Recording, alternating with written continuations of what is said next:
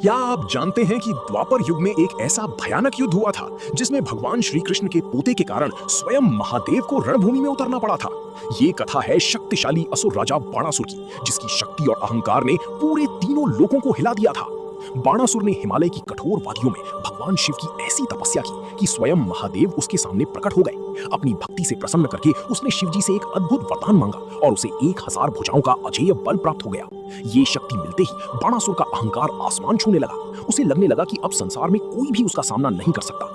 लेकिन उसके विनाश की शुरुआत उसके अपने महल से होने वाली थी। बाणासुर की पुत्री उषा ने एक रात स्वप्न में एक दिव्य युवक को देखा। वो युवक कोई और नहीं बल्कि भगवान श्री कृष्ण के पोते अनिरुद्ध थे।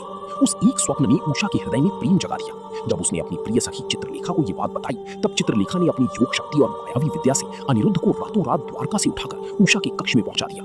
जब अनिरुद्ध ने उषा को देखा तो वे भी उनके प्रेम में पड़ गए। धीरे धीरे दोनों का प्रेम और गहरा होता चला गया। लेकिन एक दिन महल के सैनिकों को उषा के कक्ष से किसी पुरुष की आवाज सुनाई दी। उन्होंने तुरंत जाकर ये समाचार बाणासुर को दिया।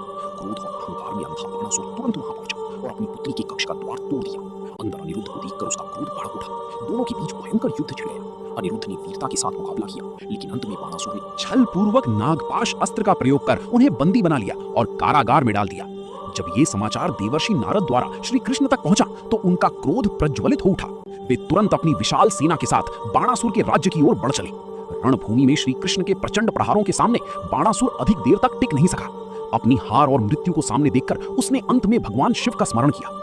अगले ही क्षण अपने भक्त की रक्षा के लिए स्वयं महादेव रणभूमि में प्रकट हो गए और श्री कृष्ण के सामने खड़े हो गए। फिर आरंभ हुआ वो महायुद्ध जिसने तीनों लोगों को कंपा दिया। भगवान श्री कृष्ण और महादेव के दिव्य अस्त्रों से पूरा ब्रह्मांड थर्रा उठा। युद्ध को रोकने के लिए भगवान श्री कृष्ण ने महादेव पर एक दिव्य अस्त्र चलाया, जिसे दृंभनास्त्र कहा जाता है। उस अस्त्र के प्रभाव से भगवान शिव गहन ध्यान और समाधि में चले गए। महादेव के शांत होते ही श्री कृष्ण ने अपना सुदर्शन चक्र प्रकट किया और बाणासुर की एक एक करके 996 भुजाएं काट डाली। असहनीय पीड़ा से बाणासुर की चीख पूरे आकाश में गूंज उठी। उसी चीख से महादेव की समाधि भंग हो गई। शिव जी तुरंत श्री कृष्ण के सामने आए और बोले, प्रभु, ये मेरा भक्त है, कृपा करके इसे जीवन दान दे दीजिए। महादेव का सम्मान रखते हुए भगवान श्री कृष्ण ने अपना सुदर्शन चक्र वापस बुला लिया।